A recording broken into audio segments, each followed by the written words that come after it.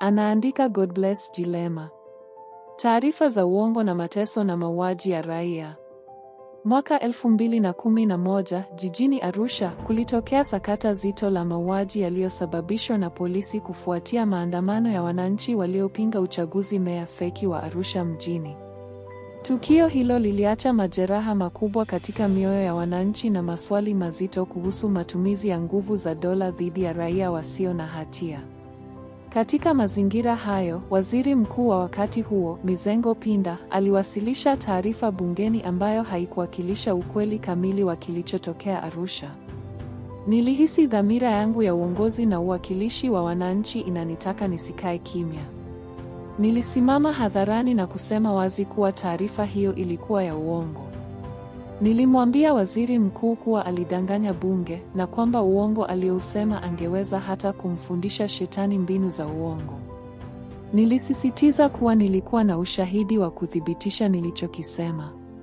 Spika wa bunge alinipa siku 7 kuwasilisha ushahidi huo, la sivyo ningechukuliwa hatua za kinidhamu ikiwa ni pamoja na kusimamishwa kuhudhuria vikao vya bunge. Nilimjibu spika kuwa sikuhitaji siku 7. Nilihitaji muda mfupi tu kutoka nje ya ukumbi wa bunge, kwenda hotelini na kuleta ushahidi mara moja. Ilikuwa hali ngumu na yenye mvutano mkubwa wa kisiasa, lakini nilikuwa tayari kubeba gharama ya kusimama upande wa ukweli. Baada ya bunge kuahirishwa mchana, waziri mkuu alituma wasaidizi wake wanitafute, akitaka nionane naye ofisini kwake.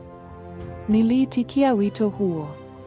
Tulipobaki wawili, aliniambia kwa sauti ya utulivu lakini yenye uzito, "Lema, umeniita muongo hadharani kwa sauti kali sana.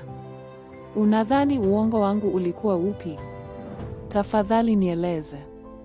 Nilimweleza kwa kina kila nilichokijua kuhusu sakata la Arusha. Alisikiliza kwa makini, akashika kichwa kwa mshangao, kisha akasema kwa unyenyekevu mkubwa, "Sasa nimekuelewa.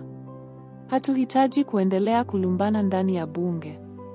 Wewe potezea, nami nitamjulisha spika asikufuatilie suala la ushahidi. Nitakuja Arusha kushughulikia jambo hili kwa kina zaidi." Kisha akatoa kauli ambayo hadi leo naona ina uzito mkubwa kwa mustakabali wa nchi yetu. Lema alisema, "Tatizo letu kubwa sasa liko kwenye recruitment ya vijana wanaoingia kwenye vyombo vya usalama. Kazi ya intelijensia ni kusema ukweli ulivyo, ili viongozi wapate mwelekeo sahihi wa kutawala. Kwa sasa tuna changamoto kubwa ya aina ya watu tunaowaajiri.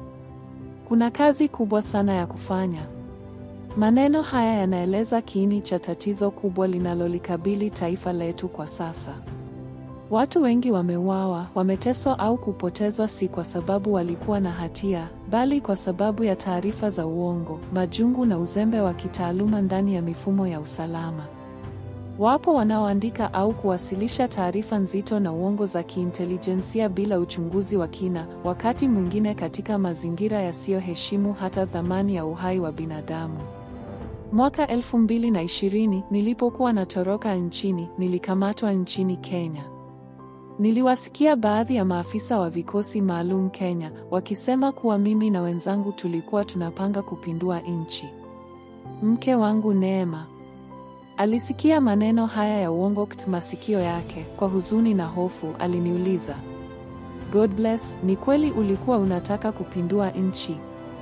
Nilimtazama na kumjibu kwa utani, "Labda kama nchi hiyo ni wewe, mimi naweza kukupindua wewe tu mpenzi. Huu ni uongo mtupu. Usiogope uongo huu, tutashinda tena." Andiko hili si kwa ajili ya kulalamika, bali ni wito wa kutafakari. Taifa lolote linalojengwa juu ya taarifa za uongo hujenga msingi wa damu na machozi. Ukweli, hata unapoumiza, ndio pekee unaoweza kuokoa maisha na kulinda heshima ya nchi.